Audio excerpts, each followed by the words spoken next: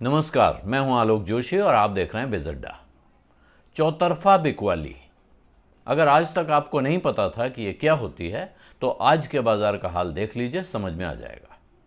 हालांकि बाजार की शुरुआत आज सुस्त थी, लेकिन लग रहा था कि भाव जहां पड़े हैं वहीं पड़े रहेंगे।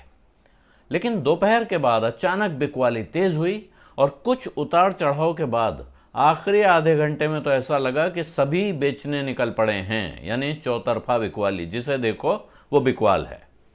और आखिर में सेंसेक्स और निफ्टी करीब करीब 1% गिरकर ही बंद हुए।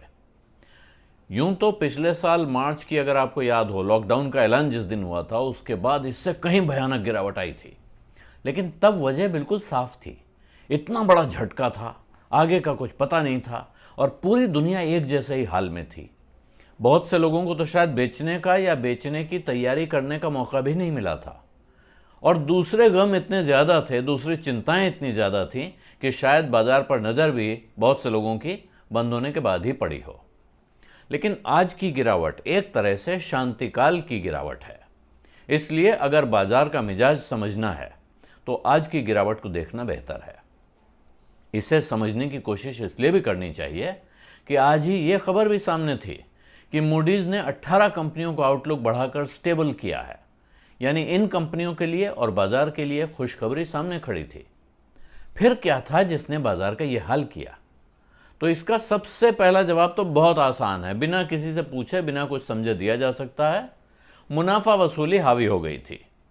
यानी भाव अच्छे देखकर लोगों ने सोचा कि यहां अपना पैसा निकाल लेना बेहतर रहेगा, आगे बाजार गिरेगा तो फिर खरीद लेंगे।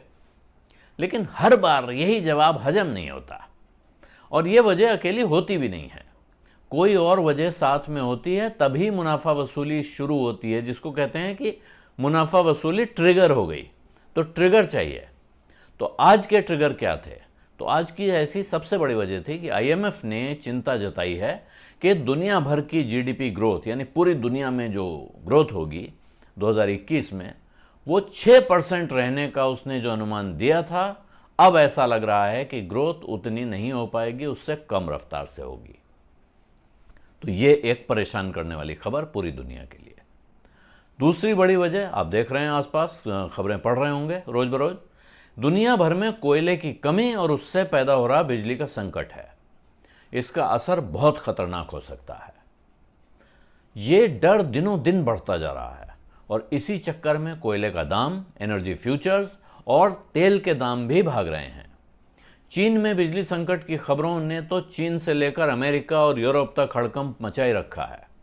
यही वजह है कि मेटल कंपनियों में बहुत तेज गिरावट आई और खासकर यूरोप का बाजार खुलने के बाद और डाउ जोन्स फ्यूचर्स में, यानी अमेरिका के स्टॉक एक्सचेंज के वायदा सौदों में, वहाँ फ्यूचर्स पहले खुल जाते हैं, हमारे फ्यूचर्स भी सिंगापुर में ट्रेड होते हैं तो पहले खुल जाते हैं, वो भारी गिरावट वहाँ दिखने लगी। तो आखिरी आधे घंटे में भारत के बाजार में अचानक बिकवाली फिर तेज हुई। 3 बजे लग रहा था कि एक हल्का सा तेजी का झटका आ रहा है, लेकिन वो आते आते 5 मिनट के बाद वो धुल गया और एकदम से फिर बाजार नीचे गया।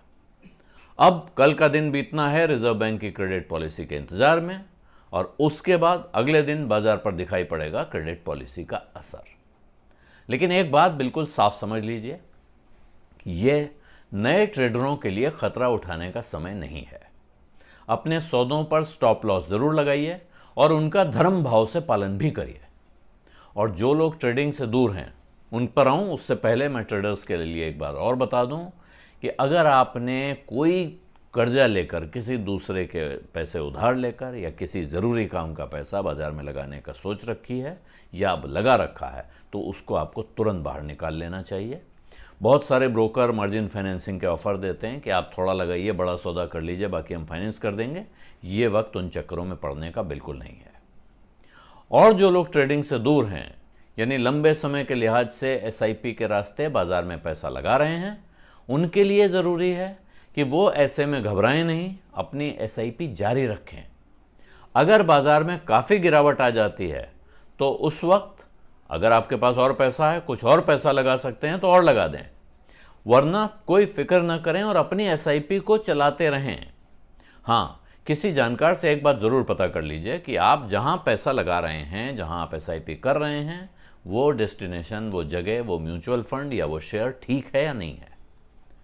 क्योंकि अगर ऐसा है कि आपने गलत जगह पे पैसा लगा रखा है, तब भी तेजी के बाजार में निकलने का मौका आसानी से मिल जाता है और फिर उस पैसे को आप सही जगह पर लगा भी सकते हैं।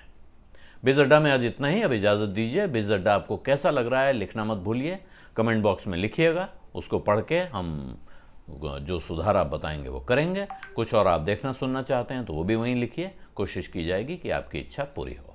धन्यवाद। नमस्कार।